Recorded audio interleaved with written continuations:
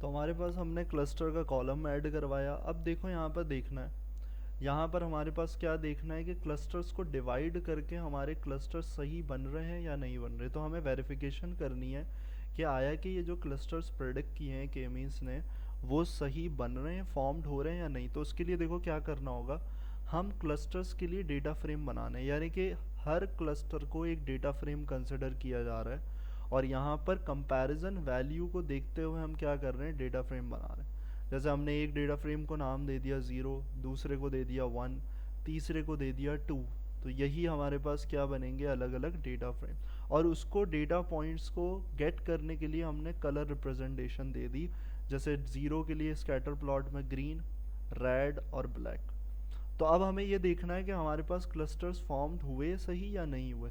तो यहाँ पर देखो डायग्राम में, यहाँ पर क्या हो रहा है, यहाँ पर देखो ऊपर अगर देखें तो रेड पॉइंट इंडिकेशन सही हो रही है, यानी कि ये डेटा पॉइंट्स सही गैदर हुए हैं।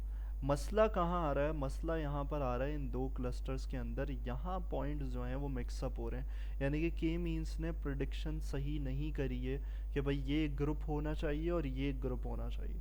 यहाँ पर ग्रीन पॉइंट्स का अलग ग्रुप यहाँ होना चाहिए था और यहाँ पर ब्लैक होने चाहिए था।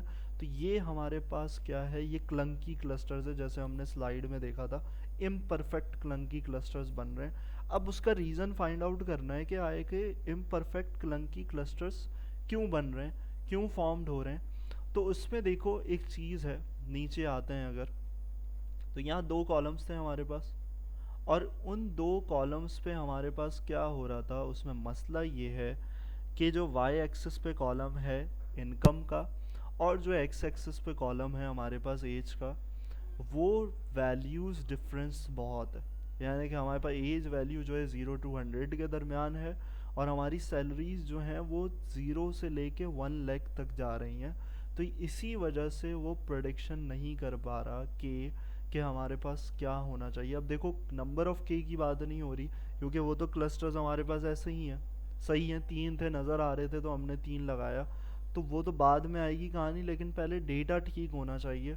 डेटा में प्रॉब्लम है तो डेटा के लिए हमने डेटा प्री प्रोसेसिंग में, जब हम सुपरवाइज लर्निंग एल्गोरिथम से पहले बात करके आए थे, तो हमने दो स्केलर टेक्निक्स पढ़ी थी कि हम वैल्यू को स्केल करके या तो हम 0 से -1 से 1 के उसमें लेते हैं, उसके दरमियान में, जिसको हम बोलते हैं स्टैंडर्ड स्केलर टेक्निक। और एक होता है जिसमें पॉजिटिव होता है वैल्यू 0 से 1 के दरमियान। तो यहाँ पर उसी को आसान चीज़ करने के लिए हम मिन मैक्स स्केलर को इस्तेमाल कर रहे हैं। और मिन मैक्स स्केलर में हमें स्केलर डॉट फिट करना है, दो कॉलम्स को डालना है और दो कॉलम्स को ट्रांसफॉर्म करना है ताकि ये दोनों एक ही पेज पे आ जाएं, दोनों वैल्यू 0 से 1 के दरमियान में हो, ताकि की मीन्स को क्लस्टर बनाने में आसानी हो। सही।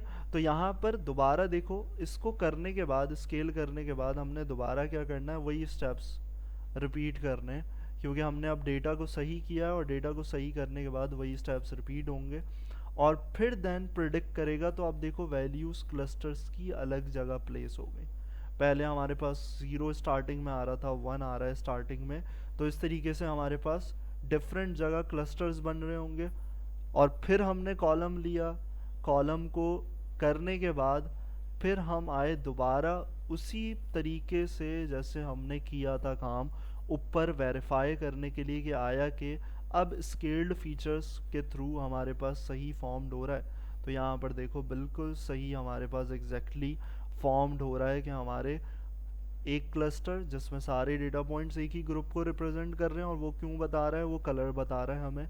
और यहाँ पर भी एक ही ग्रुप को रिप्रेजेंट कर रहे हैं और एक ही ग्रुप को रिप्रेजेंट। सही। तो इस तरीके से हमारे पास ये प्रॉपर जो है वो चेकिंग होती है और इस तरीके से हमारा पूरा काम इम्प्लीमेंट होता है।